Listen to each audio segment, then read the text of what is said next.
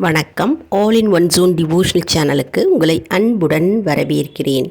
இன்றைக்கி நம்மளுடைய சேனலில் ஆண்டாளின் கதை, அதாவது திருப்பாவை திருவெம்பாவை பாடிக்கொண்டே இருக்கிறோம் இல்லையா? இந்த மார்கழி மாதத்தில் ஆண்டாளின் கதை, கோதையானவள் ஆண்டாளாக மாறிய கதையை பற்றி நம்ம இன்றைக்கி முழு விவரமாக பார்க்கலாம். அதற்கு முன்னால் நம்மளுடைய சேனலை தான் ஃபர்ஸ்ட் டைம் பார்க்குறவங்களா இருந்தாலும் சரி, சப்ஸ்கிரைப் பண்ணாமல் பார்க்குறவங்களா இருந்தாலும் சரி, நம்ம சேனலை சப்ஸ்கிரைப் பண்ணிக்கோங்க. கூடவே அந்த பெல் பட்டனை ப்ரெஸ் பண்ணிக்கோங்க. ஆல் என்கின்ற ஆப்ஷனையும் ப்ரெஸ் பண்ணிக்கோங்க. அப்போ தான் நான் போடுற வீடியோஸ் எல்லாம் உங்களுக்கு உடனுக்குடன் நோட்டிஃபிகேஷனில் தெரிய வரும். வாங்க இப்போ நம்ம வீடியோக்குள்ளே போகலாம். அதாவது மதுரைக்கு அருகாமையில் உள்ள ஒரு ஊர், அதாவது ஸ்ரீவில்லிபுத்தூர்ன்ற ஊர் இருக்கும். அந்த ஊரில் விஷ்ணு சித்தர்ன்றவர் வாழ்ந்து வந்தாராம். அவர் தினமும் கோவிலுக்கு செல்லும் பொழுது விஷ்ணு பகவானுக்கு பூக்களை பறிப்பதற்காக தோட்டத்திற்கு தினமும் சென்று பூக்களை பறித்து வருவாராம். ஒரு வழக்கமாகவே வைத்துள்ளாராம்.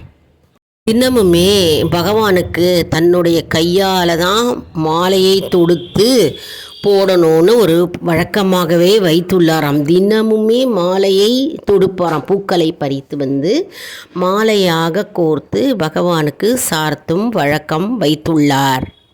அப்படி ஒரு நாள் தோட்டத்தில் போய் பூ பறிக்க போகும்போது ஒரு குழந்தையை துளசி செடிக்கு கீழே பார்த்தாராம், கண்டறிந்தாராம். என்ன ஒரு ஆச்சரியம்! ஒரு குழந்தை எப்படி இந்த துளசி செடிக்கு கீழே இருக்கும், எப்படி இந்த குழந்தை வந்திருக்கும், யார் இங்கே போட்டா என்று எண்ணினாராம். சரி, அந்த குழந்தையை எடுத்து தான் வளர்த்தாராம். அதற்கு கோதைன்னு பேர் வைத்தாராம். தன்னுடைய இளம் வயதிலேயே கண்ணன் மீது அளவு கடந்த பக்தி கொண்டுள்ளாராம் அந்த கோதை. தினமும் கோதை பகவானையே கண்ணனையே நினைத்து பாடலை பாடி அவரை நினைத்து துதிகளை பாடுவாராம். கண்ணனையே எப்பொழுதும் நினைத்து கொண்டிருப்பாராம். அளவு கடந்த அன்பு வைத்திருப்பாராம். அவர் கண்ணனையே கணவராக பாவனை செய்து கொள்வாராம். தினமும் கண்ணனையே நினைத்து கொண்டு கண்ணனையே மனம் முடிக்க வேண்டும் என்று எண்ணம் அவளுக்கு தோன்றியதாம். மேலும் தன்னை மணப்பெண்ணாக பாவனை செய்து கொண்டுள்ளாராம். கோவிலில் இறைவனுக்கு சாத்த வேண்டும் என்ற மலர்களை, அதாவது மாலையை வைத்திருந்தாராம் விஷ்ணு சித்தர்.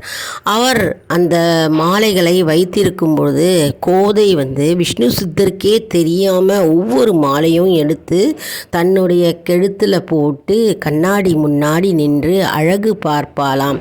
அதாவது தாம் இறைவனுக்கு கண்ணனுக்கு நிகராக இருப்போமா என்று அந்த மாலையை தானே போட்டு அணிவித்து அழகு பார்த்துவிட்டு பின்னர் அந்த மாலையை விஷ்ணு சித்தருக்கு தெரியாமல் அந்த இடத்துல தினமும் கொண்டு போய் வைத்து விழாராம். தினமுமே இது ஒரு வழக்கமாக கோதை ஒவ்வொரு மாலையும் எடுத்து தன்னுடைய கழுத்தில் போட்டு அழகு பார்த்து முன்பக்கம் பின்பக்கம் அப்புறம் இடது பக்கம் வலது பக்கம் போட்டு கழுத்தில் நன்றாக இருக்கிறதா என்று நிறுத்தி நிதானமாக ரசித்து பின்னர் நாம் கண்ணனுக்கு நிகராக இருப்போமா என்று எண்ணத்துடன் தினமும் விஷ்ணு சித்தர் கோத்த மாலைகளை தான் அணிவித்து அதே இடத்துல கொண்டு போய் வைக்கிற வழக்கம் வைத்துள்ளாராம். அப்படி இருக்கும் பொழுது இந்த மாலையே தினமும் கண்ணனுக்கு அணிவிப்பாராம். இப்படி இருக்கும் பொழுது ஒரு நாள் விஷ்ணு சித்தர் இதை கண்டுபிடித்தாராம். கண்டுபிடித்தவுடன் அவர் என்ன செய்தாராம், கோதையை கண்டித்தாராம். ஏன் இந்த மாதிரி மாலையை நீ அணிவித்து அங்கே கொண்டு போய் வைக்கிற? இது இறைவனுக்கே தனியாக வைத்திருக்கிற மாலை, நீ இந்த மாதிரி செய்யக்கூடாது என்று கோதையை திட்டினாராம். பிறகு ஒரு நாள் கோதை அணிவித்த மாலையெல்லாம் தனியாக வைத்து தான் தனியாக புது மாலையை கோர்த்து இறைவனுக்கு போய் சார்த்த வேண்டும் என்று கோர்த்து வைத்துள்ளாராம். புதிய மாலைகளை கோர்த்து தனியாக வைத்துள்ளாராம். அதாவது கோதை தன்னுடைய கழுத்தில் சூடிய மாலையை தனியாக ஒதுக்கிவிட்டு புதிய வேறொரு மாலையை தொடுத்து தனியாக விஷ்ணு சித்தர் வைத்தாராம். என்னவாயிற்று, அன்று இரவே இறைவன் விஷ்ணு சித்தர் கனவில் தோன்றி ஆண்டாள் சூடிய மாலையே எனக்கு வேண்டும் என்று கேட்டாராம். ஆண்டாள் சூடி கொடுத்த மாலையே நான் அணிவிப்பேன், எனக்கு போட வேண்டும் என்று கனவில் கேட்டுக்கொண்டாராம். மேலும் அவள் சூடிய மாலையே எனக்கு வேண்டும் என்றும் சூடி கொடுத்த சுடற்கொடி என்றும் இறைவனையே ஆண்டாள் என்றும் பொருள் பெற்று ஆண்டாள் என்றும் பெயர் பெற்றார். மேலும் திருமண வயது வந்தவுடன் அவளுக்கு திருமண ஏற்பாடுகள் எல்லாம் நடந்து கொண்டிருந்ததாம். அதையெல்லாம் மறுத்து ஸ்ரீரங்கத்திற்கு போக வேண்டும், இறைவனையே நான் மணப்பேன் என்று பிடிவாதமாக ஆண்டாள் இருந்தாளாம். கோதை கிட்ட எவ்வளவோ அந்த விஷ்ணு சித்தர் சொல்லியும் அவள் மீறாமல் இறைவனையே நான் மணக்க வேண்டும் என்று பிடிவாதமாக கேட்டுக்கொண்டாளாம். இந்த விஷ்ணு சித்தருக்கு என்ன செய்வதே என்று தெரியவில்லையாம். கனவில் தோன்றிய ஸ்ரீரங்க பெருமாளே மணப்பெண் கோலத்தை அவளுக்கு அணிவித்து மற்றும் அவளை அலங்காரம் செய்து மணப்பெண் கோலத்தில் அலங்காரம் செய்து ஸ்ரீரங்கத்துக்கு கொண்டு வாருங்கள் என்று இறைவனே விஷ்ணு சித்தர்கிட்ட கனவில் கேட்டுக்கொண்டாராம். பின்னர் இறைவன் கேட்டுக்கொண்ட மாதிரியே மணப்பெண் கோலத்தில் கோதையை அலங்காரம் செய்து கோவிலுக்கு அந்த குறித்த நாளில் குறித்த தேதியில் அழைச்சிட்டு போனாராம். அழைச்சிட்டு போன உடனே அந்த கோவிலில் என்ன ஆச்சரியம், கோவில் கருவறையை திறந்தவுடன் இறைவனுடன் ஒன்றாக கலந்து விட்டாராம். இதுவே ஆண்டாளின் கதையாகும். இதுதான் ஆண்டாளின் கதை. அதாவது ஆண்டாள் அப்படின்னு எப்படி பெயர் வந்தது அப்படின்னு இந்த கதை மூலமாக நம்ம தெரிந்து கொண்டோம். மேலும் 15 வயதிற்கு முன்னாலே ஆண்டாள் இறைவனுடன் சேருவதற்கு முன்னாலே திருப்பாவை மற்றும் நாச்சியார் திருமொழி போன்ற 2 பாடல்களை பாடியுள்ளார். இந்த நூல்கள் இரண்டும் பார்த்தோம்னா இலக்கியமும் சரி மற்றும் இலக்கிய மொழியும் சரி மிகுந்து போற்றப்படுகிறது. ஆண்டாள் இவ்விரண்டு நூல்களையும் இயற்றியுள்ளார். மேலும் இந்த நூல்களில் இருக்கும் தத்துவமும் சரி இலக்கியமும் சரி மிகுந்து போற்றப்படுகிறது. ஆண்டாள் இயற்றிய திருப்பாவை 30 பாடல்களை கொண்டுள்ளது.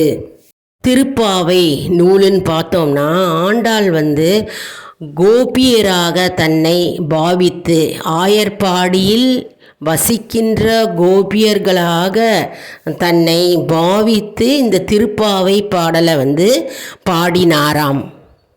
என்ன அன்பர்களே, இந்த வீடியோ உங்களுக்கு மிகவும் பயனுள்ளதாக இருக்கும் என்று நான் நம்புகிறேன். எப்படி ஆண்டாள் கோதை எப்படி ஆண்டாளாக மாறினாள் என்பதை நாம் இன்னைக்கு பார்த்தோம். அதாவது ஆண்டாள் இறைவனுக்கு வைத்திருக்கிற மாலையை எப்பொழுதுமே தினமுமே கழுத்தில் மாலையாக அணிவித்து தான் அணிவித்த பிறகு அழகு பார்த்த பிறகுதான் அந்த மாலை இறைவனுக்கே தினமும் சார்த்தப்படுகிறது.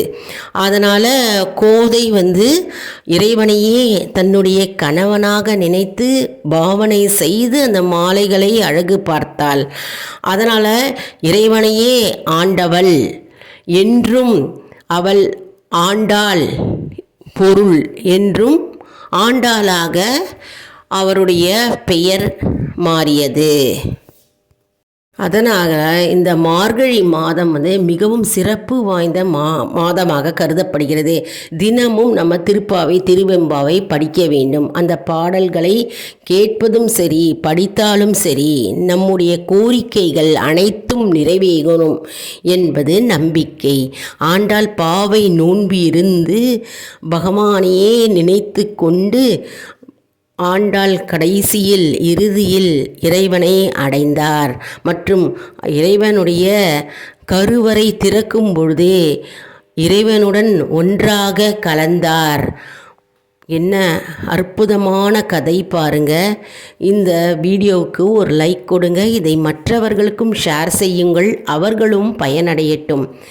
ஆல் இன் ஒன் ஜோன் அன்பர்களுக்கு ஒரு அன்பான வேண்டுகோள். நம்முடைய கம்யூனிட்டி போஸ்ட்டில் கேள்வி பதில் நேரம் வருங்க. அந்த கேள்விகளுக்கு பதில் தாங்க. நம்முடைய ஆன்மீக பயணம் எப்படி இருக்கிறது என்பதை நாம் தெரிந்து கொள்ளலாம். இது ஒரு ஊக்கமாகவே நமக்கு அமையும்.